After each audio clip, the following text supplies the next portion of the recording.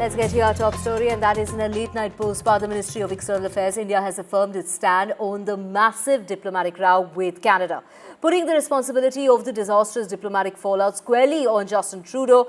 The Foreign Ministry has reiterated that Canada has presented us with no evidence whatsoever. That is what India is saying about the claims that have been made by Trudeau, acknowledging that they were acting on weak evidence. That's what Trudeau has gone on to say. The revelation comes at a time of escalating tension between the two nations. The Canadian Prime Minister testified before a commission of inquiry on Wednesday, where he acknowledged and admitted that he only had intelligence that was based on speculation and no hard evidentiary proof when he alleged the involvement of Indian government agents in the killing of Khalistani terrorists. This is Hardeep Singh Nijjar last year, stung by India's sharp rebuttal to his absurd allegations in less than 48 hours after New Delhi kicked out 6 top Canadian diplomats over their Prime Minister's politically motivated behavior. Now, Trudeau has tried to hit back aggressively, claiming that Indian government made a horrific mistake in thinking that they could interfere as aggressively as they did in the safety and sovereignty of Canada. Let's listen in. We chose to continue to work behind the scenes to try and get India to cooperate with us. Their asks of us was, well, how much do you know? Give us the evidence you have on this. And our response was, well, it's within your security agencies. You should be looking into how much they know. You should be engaging. It's, oh, no, tell us what you know. Show us the evidence. And at that point, it was primarily intelligence, not hard evidentiary proof. Let me just quickly point out with regards to foreign interference in Canada. And the second report of this is going to be submitted in December this year.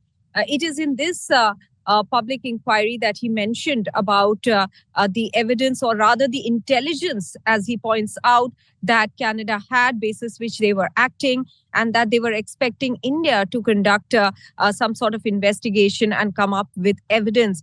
Meanwhile, even as this matter has escalated to a level where we have seen the High Commissioners, the acting High Commissioner of Canada and India, and India's High Commissioner in Ottawa being withdrawn, we are now seeing the Five Eyes, that is the intelligence alliance that Canada has with the US, Australia, New Zealand and UK issuing statements. The UK was the only country among the Five Eyes that hadn't issued a statement. They've also come out with a statement now.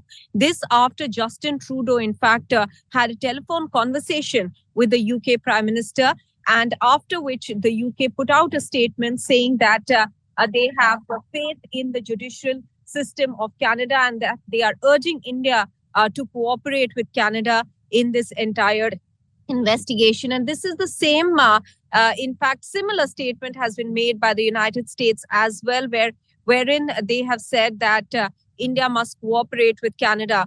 But at this juncture, the relationship between the two sides that has in any case been frosty over the last 1 year since Canadian Prime Minister Justin Trudeau made that statement in Parliament in September last year, suggesting that there was possibly a hand of Indian government agents in the killing of Hardeep Singh Nijjar, who was a Khalistani separatist here in Canada.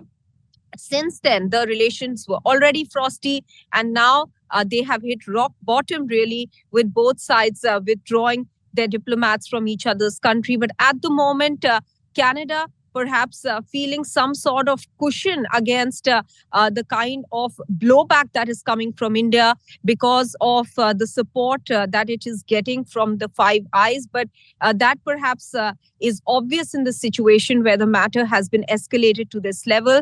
On part of India, India has once again reiterated that no evidence was provided by the Canadian side, and that the public inquiry that is being conducted, in which Justin Trudeau mentioned that there was intelligence, but they were expecting India to come up with evidence. The Ministry of External Affairs spokesperson has said that this goes to show that Canada has not shared any evidence, though on the Canadian side, and the RCMP, that is the Royal Canadian Mounted Police, which has been carrying out its own investigation into the killing of Hardeep Singh Nijjar, they have given out a statement 2 days ago saying that they have been wanting to share evidence with the Indian side, and that their topmost cop wanted to meet his counterpart, couldn't meet the counterpart, and then he had a meeting with Indian government officials along with the National Security and Intelligence Advisor.